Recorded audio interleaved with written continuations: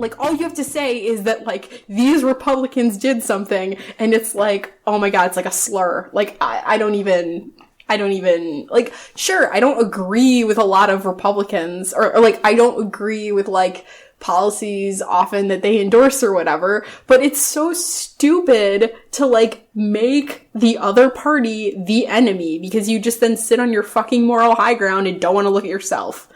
Yeah. And macro rant. Yeah. I mean, I'd rather be called racist than a Republican now. It's almost at that point. Oh my god, no you wouldn't. Yeah. No you wouldn't. You'd rather be called a racist rather than a Republican. Yeah. Okay, like, when was the last time someone won an Oscar for playing a reformed Republican? Okay, wait. Are you referencing an actual movie? Okay, like, American History X. History X. And did that win an Oscar, though? I don't know. I think Edward Norton was up. Matthew McConaughey for Dallas Buyers Club. He played what the fuck? What was the word that I just said? A Republican?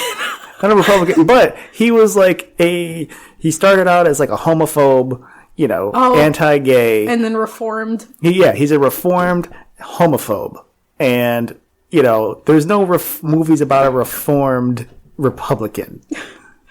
Oh, I see. While I'm laughing at that, I still think it's much worse to be called a racist rather than a Republican. I know, probably. I wouldn't want to, because, I mean, in certain spheres, if you said you were either, it would still be held very high. Well, there's that, like, some people, the way that Republican is used is it's sometimes synonymous with racism and homophobia and transphobia and all of the bad social things. But again, I feel like that's like, sure, there's individual Republicans and policies and maybe a percentage of them that support something, but the party itself doesn't stand for that. But then again, like, in the cultural sphere, it is like, that is a slur, calling someone a Republican, because it becomes synonymous with, like, old male white guys who are, homophobic and racist and whatever. So, again, it's funny because we're kind of illuminating there with the example that communication always evolves, language always evolves, there's always new connotations being assigned to specific words. Like, Republican in America's history wasn't always, synonymous with this idea of old white men passing laws that only benefit them. I feel like that's the image now, that's the connotation. So it's always evolving, which is fascinating, but also bad, because if you ever been or met somebody and you use a word or a phrase a specific way, and then they say that's not what that means, but you're like, yes, it is, and they're like, no, it's not. I'm trying to think of a good example. I think so. I'm trying to think of an example too. Like if you told somebody, like, that you were teed off, and they said that was as bad as saying pissed off, I would be like, no, pissed off is way worse because I said piss. Or, like, I don't know, that's a bad example. Okay. That's the one that's, like, coming to mind. Okay, well, it's kind of like how, there's another word for Brazil nuts. But I don't know if that's the best example, because that one's, like, blatantly horrible. Like, no. Like, my grandmother used that, and both my cousin and I were like, Graham, like, no, you cannot say that. It's not appropriate. I said that as a kid. I remember I was at Jewel, and then I remember I asked if I could have one right off the rack. That's horrible. Yeah, so, but that was just, part of that was just how it was, back in the early 90s, I guess, but, I don't know about the 90s. At least at that exact moment, I was able to get away with saying it at the grocery store, and I didn't say Philibrits or Brazil nuts. Wow, that's terrifying. Did you learn that from your parents? I don't really remember. I just remember, like, that was what I called it for years. Did you know what that first word meant? No. Okay. Well, here's the thing. I would watch, because I grew up really, really heavy in the stand-up comedy world. Mm-hmm. Like, we had HBO, and my parents would record every single stand-up comedy special. And at the time, Def Comedy Jam was huge. So I got to listen to Richard Pryor, Martin Lawrence, like a really young Chris Tucker, Bernie Mac, Steve Harvey, D.L. Hughley. So I heard that word like everywhere. Yeah, so it was almost like to you because you'd like seen like comedy legends use it. Like there wasn't that conception of like this is like a word that's been used to oppress people or like demean them. Like that just wasn't in your head. No. And also if you're a little kid, like, you know, I mean, what I'm trying to say is like you learned it from like people who are allowed to use that word versus like your parents maybe calling like black people that word. No, they just referred to the Brazil nut as that thing too. I didn't think of anything of it when I was a kid because I just, you know, like, oh, what's that? Oh, that's a whatever toe, you know, so. Yeah, it's hard because, I mean, I think you're right to use this as an example of how language changes and evolves because like something like saying that was very commonplace, like in your household, for, you know, people in my family, like I said, that example, my grandmother. So it's good that, like, language evolves because, again, like, I would be insanely uncomfortable if we all walked around calling it that because that word is used to, like, often oppress people and as, you know, there's no equivalent of that word for white people. So, you know, I would never be comfortable with that.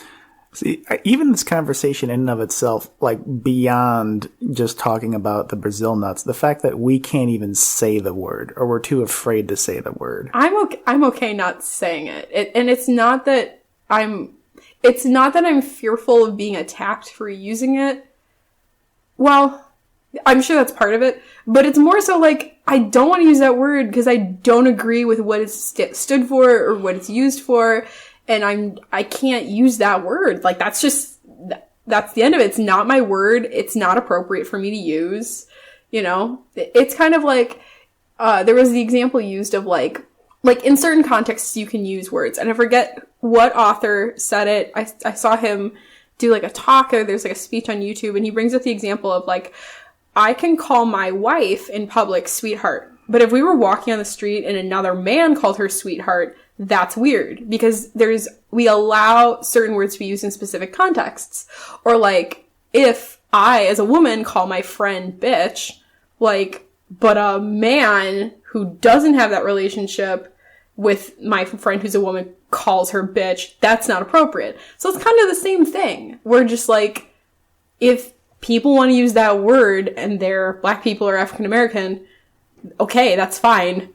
I know that in my context, in my experience, I can't use that word. I'm a white woman. Like, I have no reason to use it at all. The only way white people ever use that word is to, like, oppress or harm. So I'm totally okay not using that word. Then why were you so free to use the word bitch? Well, because bitch I can use. Because bitch is like, I am woman. I can use bitch. But isn't that a word that also, like, harmed and oppressed women? I would say it has, but if I have the relationship with my friends that we can use it, like our group chat is bad bitches, like that's okay because we are okay using that for each other. But again, we can use it for each other, but having another individual come in and like call us bitches, that would not be appropriate. So you're using an oppressive word to work for you. Yes, but it's agreed, but it's an agreed to thing too. Like, if one of my friends said, you know, actually, I'm not comfortable with us being called bitches, we'd stop. So, again, I think words can have specific, like, context and belong to certain people. Okay. So, I just always found that interesting how, like, we can't even say the N-word. But bitch, being like a word that's been used like by males to like oppress women for generations, and now it's being like embraced by women, like an oppressive structure of just even the word, and it's a term of endearment. Yeah. So, I mean, it's weird for sure. Like, I'm a feminist, but I'm okay with calling my friends bitches or whatever. Like.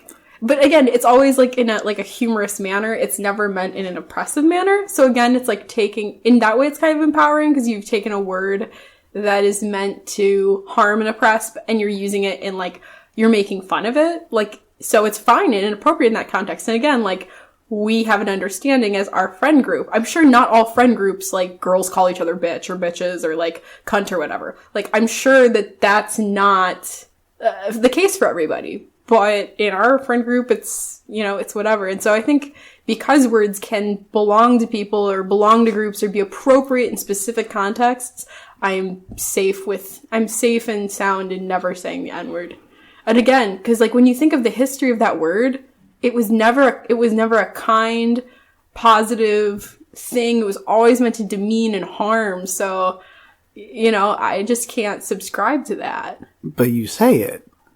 The N-word? Oh no, like you say bitch. Oh, I was talking about the N-word. Oh, okay, because that's yeah. No, the N-word I was just talking about is like always meant to demean and oppress. And sure, bitch has in the past been used that way, but again, I think it's at least in like women or femmes or people identifying that way have in some ways reclaimed that word. And again, like it's all context driven. And like, do you have the relationship with the person where you can use that word?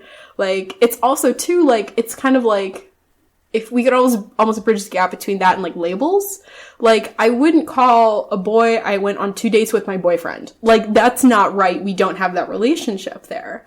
And I mean, if we want to go further into like that relationship aspect of communication, like a big part of relationships is communicating with each other, like, like what are we or what do we do for each other, communicating needs and wants and desires and stuff like that. It's again, like, and about that idea of like specific words are okay by specific people. If a guy that I know and have been dating calls me babe, that's appropriate. Man on the street, not okay. So, or like honey or sweetie, nope, you don't know me, don't call me that. So, I mean, it's the same thing. So you're saying that there's never an appropriate time to even say the N-word? As a white person, never.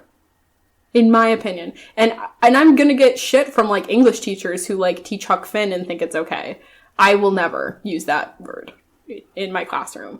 Like even like if it's in literature. Because again, it's not a respectful word. I don't feel bad not using it. Right. No, I understand. It's just that like we're both talking about at the same time like how it's forbidden to use the N-word because the word in and of itself has been used by like an oppressive, like, like white people who were slave owners, like invented that word. Yeah. So therefore that word should only be said by the people who were oppressed. So you're saying the same thing with bitch. Yes. Okay. So it's like if the oppressed choose to reclaim that word, then that's appropriate, but only the oppressed can then use that word. So do you think it's ever possible to have a word that is empowering and oppressive at the same time? Like with it, that's as heavy as those two? Because I know the N-word is the worst one, but there's t-shirts that just say like, like bad bitch, on there. And that's such an acceptable word, but that's been a word to oppress women still to this day. No, bitch, whore, slut, cunt, all of those have been like in some way like reclaimed in a lot of like, I've seen like you were talking about clothing, we'll say it, phone cases, like there is places and spaces where I've seen it reclaimed, but at the same time, like there is that like oppressive history to it. So, and again, like not all women obviously feel comfortable saying bitch or cunt or whatever. Like they do not feel comfortable with that. I like in my own personal life, like I don't really ever use cunt or the C word. Like I don't, because again, like coming back to communication, like when is there ever an appropriate time for me to use that word? Bitch is like so commonplace and almost funny. It's like the butt of jokes now that like it's okay. But at the same time, you can't expunge like the history of that word and how oppressive it is against women. So would you be fair in saying that men should not say that word then? Since it was a word created by men to oppress women, no men should ever be able to say bitch, slut, cunt, whore, none of those words. Yeah, I would say, and again, like I feel really, I feel like I don't want to say, yes, they shouldn't say those words because then people are going to be like, freedom of speech, I should be able to say what I want. Or like, why do you get to own these words and I don't, blah, blah, blah. Like, but really, like we have to realize that we don't live in a vacuum. If these words didn't have the oppressive histories and contexts, then it would be fine. But they do, and they were used to oppress women or to label them as like objects or like lower than people. So because of that, Yeah, I would say that men shouldn't use those words. And again, like, there's many women who don't use those words. So it's not like, you know, I'm sure there's African American people who don't use the N-word. You know, same thing. So in specific contexts with specific groups of people, the oppressed who've reclaimed that word and it's appropriate in their circles, yeah, they can use it. But the oppressor I don't think it will ever be right for the oppressor to take that, because they can't reclaim that word. It's like in Clerks 2, like, I won't even say what the guy says, but the word that he thinks he's taking back. Yeah. Because his grandmother called him that, and then he uses it in front of, like, Wanda Sykes and, like, another character in the movie, because he thought, like, it meant one thing. That's a perfect example in Clerks 2, where he's, like, he just keeps saying horrible, like, racist things that he never knew were racist, and then he's like, wow, my grandma was really racist. But that's, like, a perfect example of, like, this guy, the reason it's funny is because this guy thinks that he should be able to reclaim these, like, horrible words. And it's like, dude, that word was never used against you. How do you reclaim something that you've always had and you've been using it against people? Like, what are you talking about? So. Yeah, I just find it so interesting because I think words are tools, because a lot of the words and insults that used to be, like, so for instance, have you ever seen the movie Goodbye, Mr. Chips?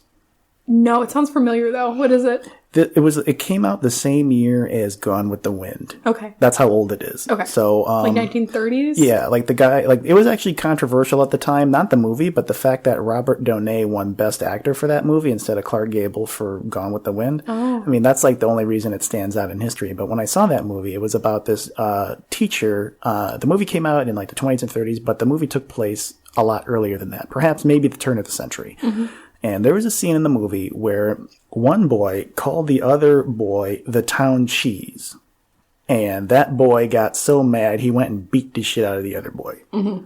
So if someone called you the town cheese now, you'd be like, what the fuck does that even mean? Well, yeah, think of, like, Shakespearean insults. Like, it's the same thing. Like, there is, like, definitely, like, phrases that are not used anymore as insults. Yeah, so I think a lot of these words that should be dead and archaic are kept alive because, I mean, specifically with the word bitch, I think that one's still around because it's actually a commodity now. Because I think people are feigning empowerment over, you know, making up that word. You know, it's a product now. It's on T-shirts. It's an attitude. It's a state of mind. Like, it's this marketable thing, and that's why I think that word is still around, even though it started out as like an oppressive structure, and it still is because it's still used against women. Yeah, because if we were out to eat and I just said, yeah, that waitress was a real bitch. Yeah, like, it's still used against women. Like, I've in the past, like, couple weeks, like, have heard like, a woman in wrestling described as a bitch, Stephanie McMahon, and I was like inclined to agree with this person. Like, yeah, she does come off as, like, a really hard bitch, but then, like, yeah, no, that's an oppressive word. And even, like, if I'm using it in an oppressive manner to, like, describe Stephanie McMahon, still not right for me to use it, but I think you're right. It's been commodified a lot. Yeah, I mean, somebody's making money off of it. Yeah, like bitch t-shirts, bitch magazine, bitch media. That's an actual magazine. And that's totally fine to say that word out in the open. Don't you think that's a little fucked up, though? Yes. Like, on the principle of the matter, yes. Because it was an oppressive word used against this body of people. It's inherently fucked up that people are using it. But at the same time, like, because we don't live in a vacuum, reclaiming words, not the worst thing in the world. Again, as long as people know what the boundaries are with it. And I think when boundaries comes a lot back to that idea of tact and you know, your audience and decorum and thinking about those things. Again, like, what if, like, someone trying to convince you of their political agenda or whatever called you, like, a fucking asshole for not believing what they believe? Like, you would shut them down immediately. Or, if I was just, like, called, like, a fucking bitch, like, why don't you do this? Like, I would immediately turn off and stop listening because you called me a fucking bitch. Right. So I just want to explore that because it's something that's always been, like, bothering me, especially over the past couple of years. I don't really talk about it with, like, too many people. Yeah. But I just don't think that, I think if a word has to be reclaimed, I think it should be done outside of a monetary transaction. Yeah, I think you're right. Because again, the commodification of words like bitch or whore or slut, I do agree. Like, there is, at a certain point, then it gets, like, packaged, and you buy it on a t-shirt, and you're like, yeah, I'm a bitch, and I'm empowered by it, blah, blah, blah. Like, no, it's kind of seedy at that point, because you're commodifying the word, and it almost becomes like a brand. Yeah, so would you say the world would be better off without those words? Like, so for instance, like, if just the N-word should just die completely. Like nobody should say it. It should actually just be in the past with the town cheese. Well, again, it's like, it's not my word. It's not like my word. But speaking from like an example of like a woman, if the word bitch, slut, whore, cunt died, because those words have been previously used to like oppress women and like no one said them, I think on principle that would be good because we'd be removing these oppressive words, which again, they really don't add value to language. They're just they're used as negative labels for people and to demean and to harm. It's not like there's authentically anything being communicated other than your disgust for a person, other than like, wow, you think so terribly of this person that you're using this word. You know what I mean? Right. So I think in that way, if they went away forever and they were dead, yeah, it'd be a good thing because we're removing those oppressive words. Do I think there will be ever a time when there is no disappointing, like, words or phrases or oppressive, like, words? No, I think there always will be, but I think maybe they just will be eventually lost to time. I do understand, like, words do change. Like, for instance, like, gay. I wouldn't even think that was a word that was reclaimed so much as it was invented, because before it just meant happy. So it's not like it was used. It didn't start out originally as the pejorative until it meant, like, okay, like that's gay. But now you could say, like, hey, I got into a car accident last week and it turned out that my insurance didn't pay for any of it. Oh man, that's gay. Yeah, I'm really, as a high school teacher, I hear that one a lot, or like faggot get thrown around. And it's just like, that's, again, it's faggot, and when gay is used as that, where like, oh, that's so gay. That's been around since I've been in high school. It's so stupid, and like, because again, what you're doing when you say that's so gay is like, you don't mean to say gay, you mean to say stupid or ridiculous or ignorant or dumb, but you use gay. So you think that gay must be synonymous with those things. And oftentimes, if you, like, tell a student these things, they're like, I don't really think that. Okay, then why are you saying it? Like, then you just don't.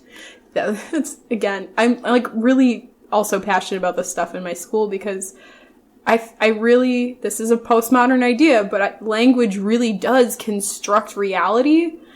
But it's hard because, like, we can't go to this end of the spectrum of policing because then it's meaningless. But at the same time, like, not everyone can be like me and think that not everyone thinks like me and thinks that we shouldn't use those words. There's people who really think they should be able to use every single word because some other person can. And I think it's way more complex than that. I believe, I mean, obviously within context. So, like, if you were to, go into an airplane and just say bomb, like that's, like inciting stuff. But I'm just seeing this trend, and I think, like, it's really going to end up hurting a lot more people now, is that there's this sort of passive aggression with the language. Like, since, like, even the term N-word, like, when you're passive aggressive to somebody, you're actually putting the responsibility into their hands as opposed to taking it for your own. So I think when you say the actual term, the N-word, like, it just reminded me of that bit that Louis C.K. said, is, like, when you say the N-word, you're making me think it instead of you say it. So you know what I mean. Yeah. And I'm also noticing this trend of, like, just infantilize. I don't know if infantilizing, is that how you say that word? Yeah. Well, you're infantilizing people by just, like, spelling it. Because, like, when you're around the little kid, you're like, hey, did you get the present? Yeah. The kid won't figure it out, but kid knows, like, N-word. We all know what that is. So yeah. I'm not taking the responsibility for saying it. Not that I want to say it, like, I don't want to use it as an insult, but just to, like, examine the word. But here's the thing. We could say faggot. We're straight. So why should we be able to throw that one around? And it's cool. Oh, I don't think they should either. Like, anyway, like, I just don't think, like, no. But we're quick to say it, though. Oh, yeah, like, I will say faggot, but I won't say the N-word. Is that what you're saying? Yeah. Oh, yeah, for sure. Because, again, I think it's also, like, in that way, the N-word again is, like, a group that I've never been a part of. And I've never been a gay man, but for some reason, like, I can say that one so quickly, but I will not say the N-word. And again, maybe that's, again, just, like, levels of oppression. Like, from the time we are, like, first in a history class, what do we learn? We learn a lot about, like, the horrible treatment of people of color historically. So I think that there's so much versus, like, calling a gay man a faggot. Although that's really shitty because then you're like, well, that doesn't mean as much because there wasn't as oppression of gay people, blah, blah, blah. Yeah, they're both bad. No, they're both equally terrible. But I was so okay with saying the other, not okay, because I'm not okay with it. But yeah, no, I see your point. I just will not say the N-word. Right. Because it's not that, like, I'm not trying to, like, call you out or to be, like, combative, because this is a situation where I never have the opportunity to just discuss it. Yeah. So because I'm still trying to figure it out for myself. Yeah. And I'm foreseeing a lot more harm than good, like, that comes with this stuff. So I just don't believe, like reclaiming, I don't know if you can both reclaim a word at the same time as it being an oppressive word at the exact same time. I don't see it. Like with words, okay, like for instance, like a knife. You can use it to cut chicken and like vegetables and stuff. Okay, that's fine. But to use it to stab somebody, yeah, of course, that's a weapon. So nobody's saying ban knives. But with words, they are like tools. So certain tools like evolve. So if this is like, this terrible, like, if it will always mean it, okay, so for instance, if bitch would always mean a term of endearment, then no one would ever think of it as an insult or the pejorative. Yes. But I think that even in that regard, there's still definitely the idea of, like, contexts and, like, people who can use it. You know what I mean? Right. I think, like, it's hard. Like, you can't expunge that. So, I don't know. It is really complex. And again, I think that, like, I do have to acknowledge, like, a lot of my fear is, like, I don't want to say the N-word, not only because I know its history, but I don't want to be accused of, like, being a racist. It's more so, obviously, I know the history of the word, and I think it's oppressive, and I wouldn't use it. But it is important to acknowledge that, like, the way that our society thus far has been working, like, it's so common now to be called, like, a racist. And, like, frankly, like, as a white person, I've benefited from systematic racism. Like, I have. So, I mean, I know that's a topic unto itself. So, and, like, I know there's people who say that, like, all white people are racist. Like, they've just been indoctrinated into these thoughts and beliefs. And I think that, to an extent, that is true. I think you just have to, like, you have to look at yourself first and, like, really authentically think about, like, of course, no one is going to admit, like, I'm a racist. But the moment you start thinking of, okay, what are things that actually, like, I do have responses to that unconsciously marginalize and oppress people, So I think it's really important for us to think about, like, and have that dialogue about, like, words, especially I want it to be brought back to this idea of, like, context and oppression and how language does construct reality. I like the example of the knife because I think, again, I feel like it is both though, because, like, bitch in the context of, like, women using it as a joke or funny is one thing, but a man using that word towards you, or even another woman you don't know using it towards you, I don't know. It's interesting but again, reality is complex, so I feel like it can have, like, multifaceted definitions and meanings in different contexts. Yeah, I mean, I agree. I agree to an extent. Because I think it would open up a lot bigger can of worms, like, exploring this idea further, like, in terms of just, like, the social context and, like, the cultural, like, connotations to it. But I just see that, I just see this all as kind of like a big product of third wave feel-good feminism that's perhaps missing the point into dealing with oppressive structures. With the liberal, like, feel-good, third-wave feminism, a lot of the stuff that I see is they're using the system to make themselves feel good, so long as it's their choice, it's empowering. Yeah.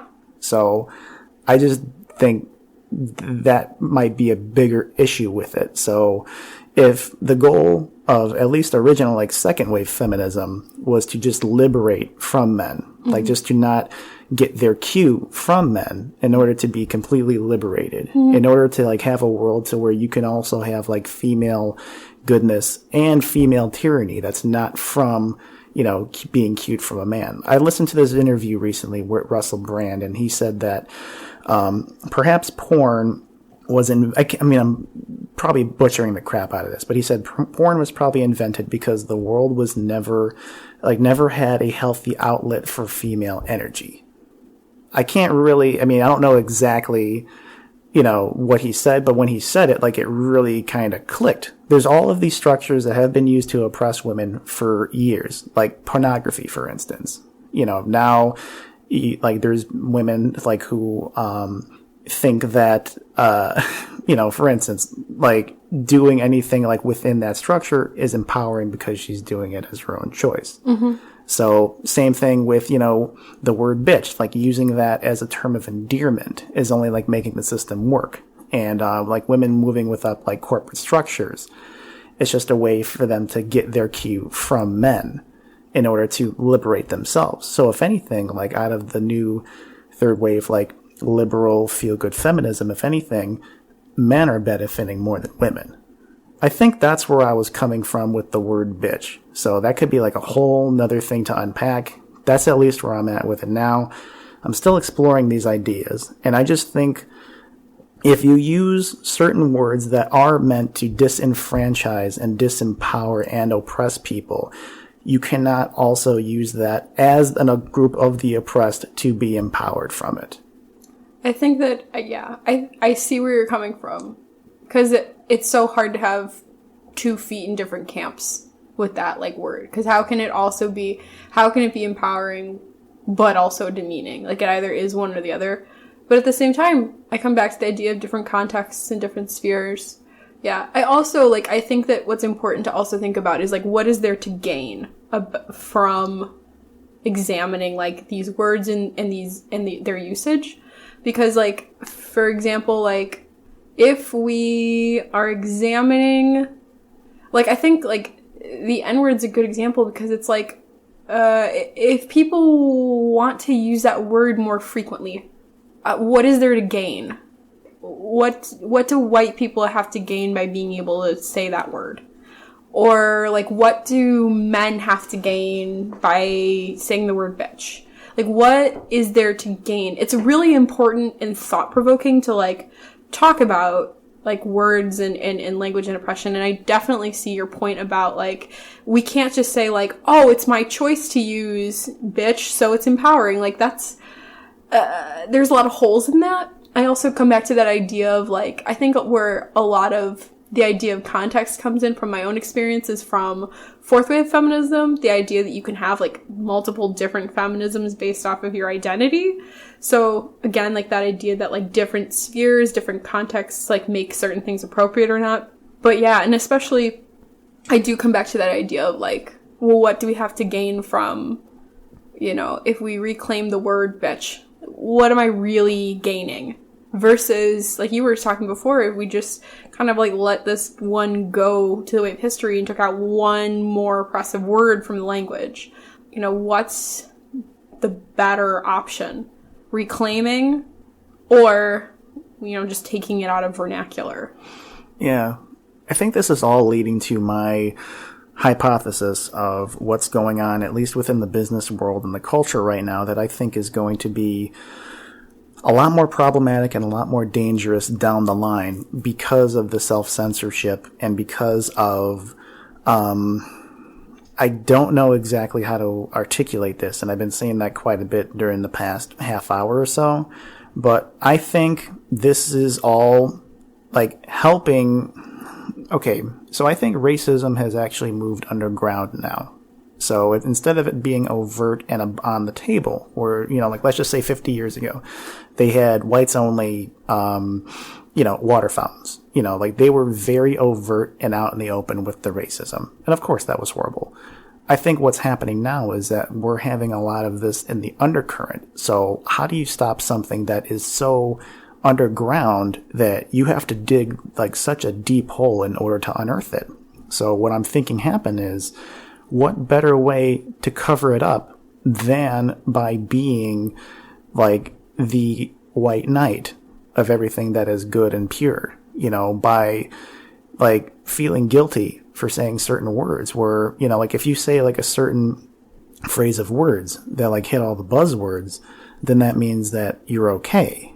But the way I've seen it is it's actually been used as a more of like a monetary gain, kind of like how there's bitch t-shirts. I think there's a lot more of this, at least like what's going on the left, to where you want to be the voice of the voiceless, but you're not giving the voiceless a voice at all. No, I definitely see that. There's how many times is there like, even like me, like in my high school, like I try to do work with this equity committee, and we created a space for students of color and LGBTQ students to like talk. And part of our philosophy is we need to bring kids into these district meetings to be a part of the solution making process. And to some people that was like revolutionary. I'm not saying everyone in the committee, but I think there's been a couple people who are like, well, it's thought provoking about like, why would you bring them in to talk for themselves or whatever, right, when it shouldn't be. And I think you're right, especially with the idea of like, if we have this image of a person who's, you know, this perfect, non-oppressive person, they don't say these words, they don't buy into these systems, that's a great image, but is it really, like, are we really unearthing, like, the really insidious, like, parts of our culture, our systems that are racist or homophobic? And I think that it's hard because racism isn't just, like, knowing, like, President Obama said, racism is not just not saying the N-word in public. Racism is, like, insidious and it breeds and it's deeper than that, and we can find it and we can root it out. But it's more of like a cultural thing, because on paper, we're supposed to be 100% equal with every other person, at least in America. Like on paper, we're supposed to be equal, but the problem is that culturally and socially, we're not. And that's where it gets really hard. And especially because you can be the person who doesn't subscribe to that stuff and be this white knight, but what are we authentically doing to then dismantle those systems?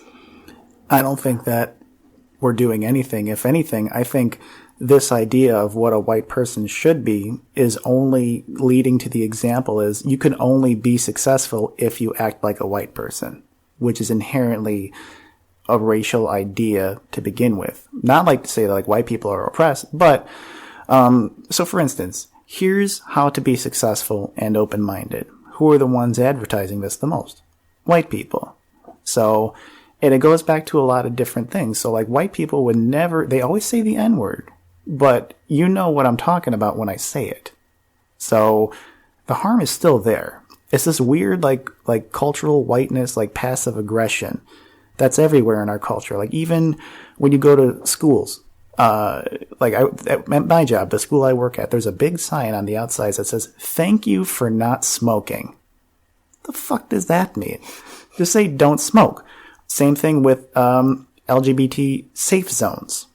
You know, that's not to say, like, I understand that's to say, okay, you are safe to come in here, but that's also a reminder, hey, there's fucking assholes out there. Well, it's also, yeah, it's a reminder of you're not safe out there. You're safe in here. Yeah. So you're only safe in this office. The entire school, like, there's a no gun sign on the school when you walk into it, and I understand that. But how come the entire school is not a fucking safe space for LGBT people? Only certain teachers with certain offices. Yeah. So that means, like, only you're safe here. Only I know the best. So, Wonder Woman, great movie. I love the fucking movie. But why do women have to do the same thing men have to do in order to be liberated? Why do black people have to do the exact same thing white people are doing in order to be liberated? Well, and I think that gets back to the difference between, like, second, third, and fourth wave feminism, whereas like second was all about like liberating from men, but the big focus was on white women. It wasn't focused on women of color or empowering them. Whereas fourth wave feminism, with the idea that there's different types of feminism, that, in one sphere, it's empowering to be like a mother and a wife and stuff like that. There's another sphere that say that women are empowered through being independent and doing things on their own or having a career. Like, I think that I totally think it's wrong, like you're pointing out, to like say that in order to be successful, you have to be white or act white or whatever. Like, that's, fitting people to one mold is not good.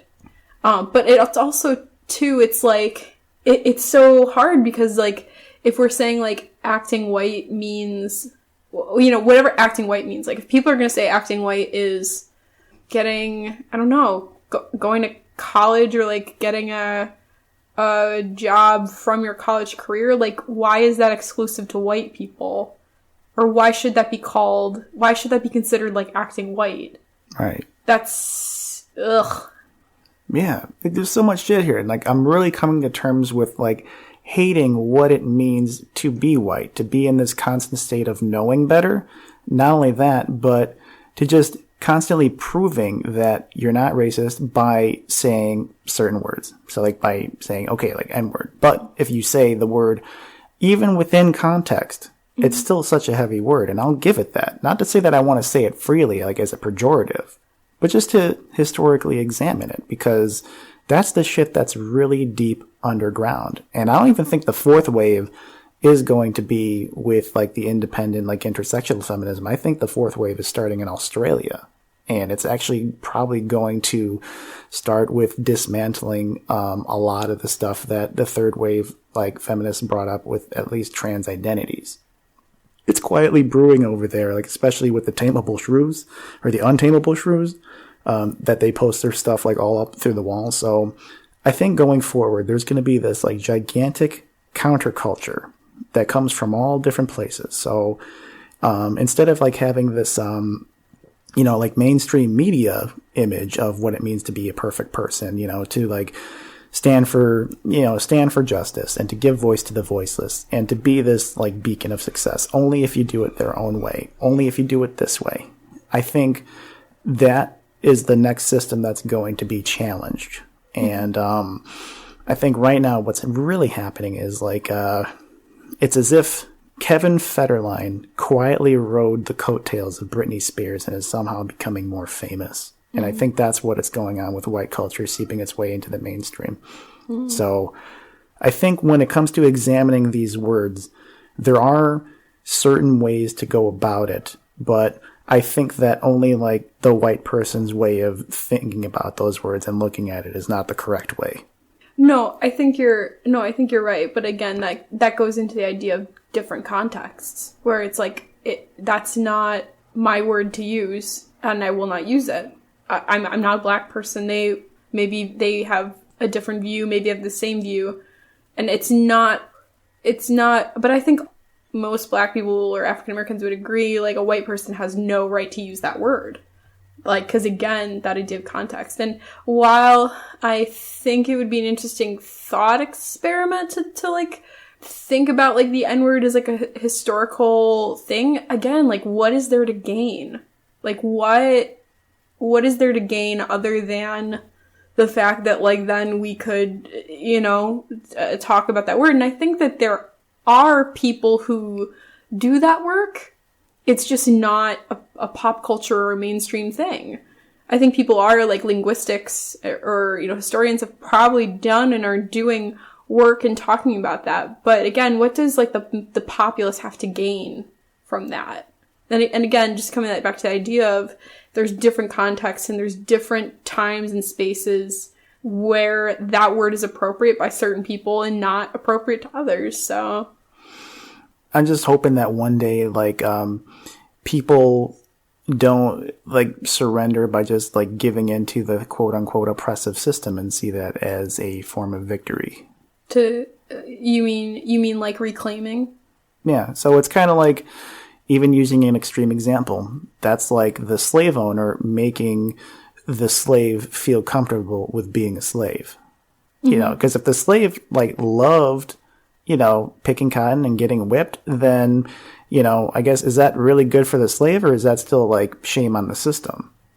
So you're using this example as like making the slave in this example feel comfortable and like accept and almost feel like they want it. Wait, not want it, but like you're coming back to the idea of like of taking their role and making them oppressed but they're sold the idea that it's supposed to be that way. I still don't think I'm understanding.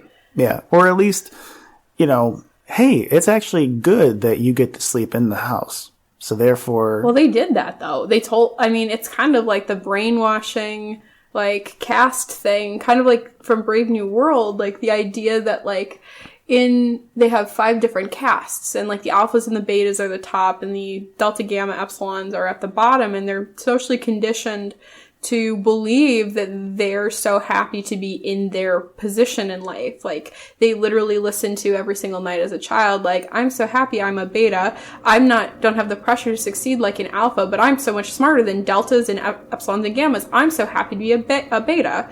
Like, I think that was still used, like, well, you know, at least that you're here and you're working and you're doing this versus that. Like, I think there will always be times where people are like, the oppressor will always tell the oppressed, you're lucky to be able to do X, at least, like, Y isn't happening to you.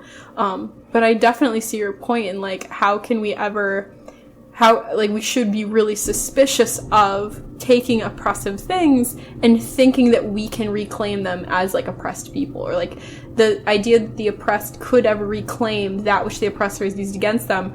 Be cautious, because, like, is that authentic? Can that actually occur in that space and time? So on and so forth. Right.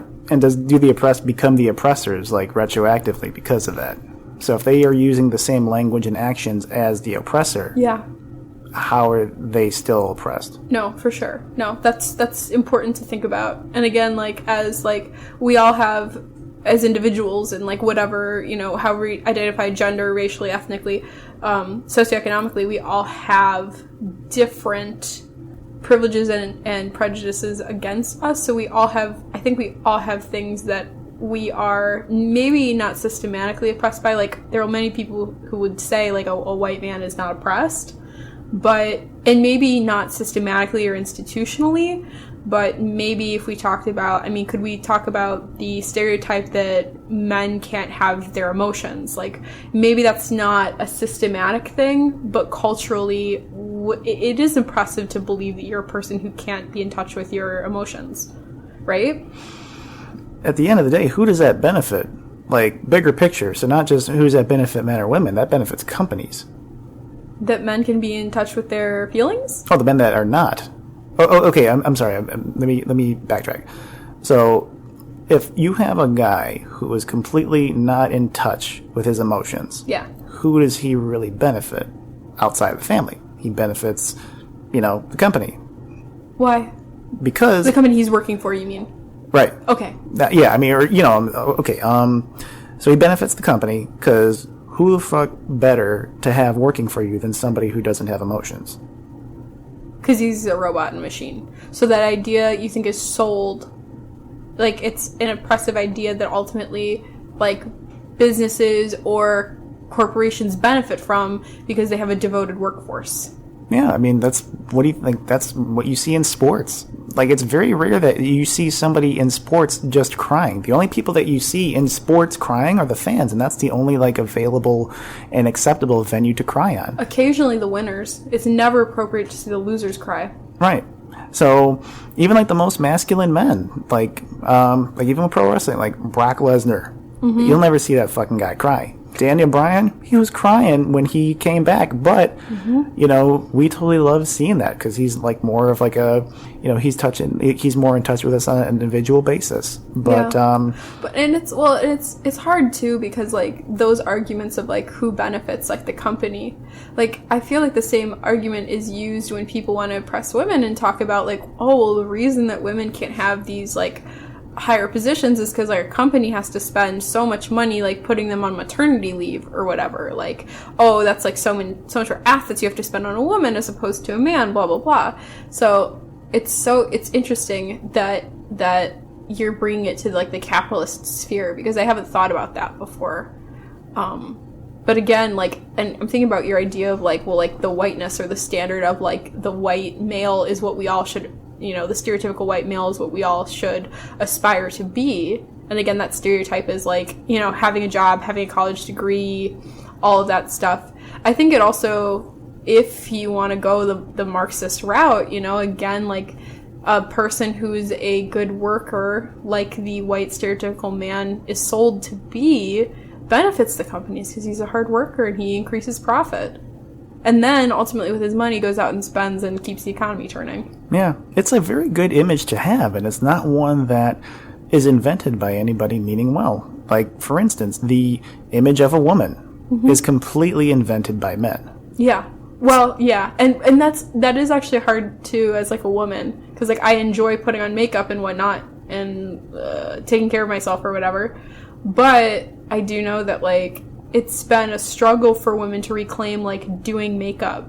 And now it's almost gotten to a point where, like, it's, like, this awesome thing to be a natural beauty or to not do your makeup. Have you seen this? Where guys don't get why girls, like, do makeup. And they're like, oh, I just want a girl who, like, looks natural, blah, blah, blah. There's even natural makeup. There's even makeup where you hide, like, the dark circles and shit. Makeup that makes it look like you're not wearing makeup. But isn't it a little fucked up how it's more alien for a woman to not wear makeup than to wear makeup? Like, what more, like, that's seen as more unnatural than wearing fucking makeup. No, seriously. And and guess who's running all the makeup companies? All the products that you have in your bathroom. Who runs all of those companies? Well, Kat Von D is run by Kat Von D, and she's a woman. But I'm sure that there are, I actually don't know.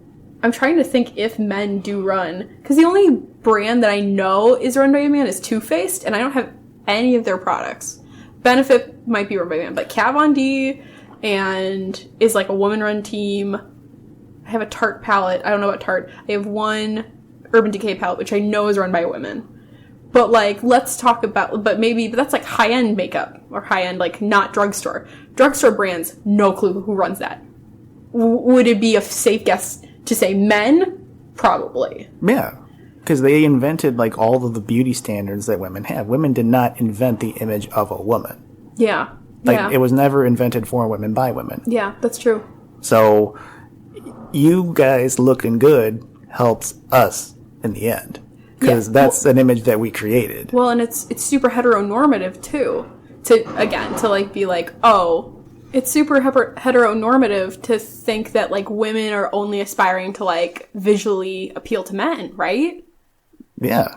I mean, it's really heteronormative, but because women look good for other women, and non-binary people look good for whoever they like, or other I hesitated to say non-binary people look good for non-binary people, because that's saying that only non-binary people like non-binary people. That's wrong. Right. But you know what I mean. So, but it's true. Like, the standards of beauty and what a woman should look like are rarely created by women for women. And I think that's because, again, like, the commodification, like, what do you make money off of? Like, diet culture, makeup, clothing, aspiring to be this image is great for companies, and they prey on that shit. I think that the beauty industry and the makeup industry has made the slave comfortable with being a slave. I would say, yeah, and we're using slave not as, like, the American historical term, but we're talking about, like, almost like Marx would talk about, like the proletariat, like the workforce. Like, the worker is a slave to the system because of its structure and, like, what it does. And it's almost like the proletariat are being told, like, you are being empowered and you're benefiting from these things. Look how beautiful you are and how empowered you can be. But ultimately, you're just paying into the hand or playing into the hand of the people who created the system. I think that is what's happening now on the greater scale. So I think like on the same level as like women put on makeup, that it was from an identity that was not created for women by women. I think the same thing is happening now politically. Mm-hmm. I think that people are putting on these, they're putting on this facade as if it is makeup to make them seem more, good for the world. Where at the end of the day, like there's nothing empowering about that. And there's just something really tricky. And I'm trying to really figure it out. And it's just something I've been really uncomfortable with for a long time. And I haven't really worked it all out yet. But I'm just seeing this in our culture to where a lot of people are feeling made comfortable just by being, like giving into the quote unquote systems. Yeah. And so I think this is just a very long diatribe just from like when I hear like people use the word bitch very open, but not even dare say the N word. I'm like, well, wait a minute. Like I think that somebody has been duping you. Yeah. No, definitely. No, I agree. Yeah. For sure. So it's kind of like what I'm really trying to say is it's always better to just take a shit when you have to take a shit. I think that's a perfect analogy. But what happens if you're disappointed by your shit? Well, disappointment is something that we can answer on our next podcast. That sounds fantastic. Well, if you guys have listened this long, thank you very much. It has been a very different and sometimes uncomfortable conversation, but I think that if there's anything to take away with this, it's to at least show that you can still have these difficult conversations and not be at each other's throats. So we will be back next time with Coffee and Catastrophe with Brent and Gabi. So in the meantime, you guys take care of yourselves and be good to each other. Go out and communicate freely. Bye-bye. Thank you for listening to Part 1. Part 2 will be out very soon. In the meantime, like us on Facebook at Coffee and Catastrophe or follow us on Twitter at CCWBG. Thank you, take care, and be good to each other.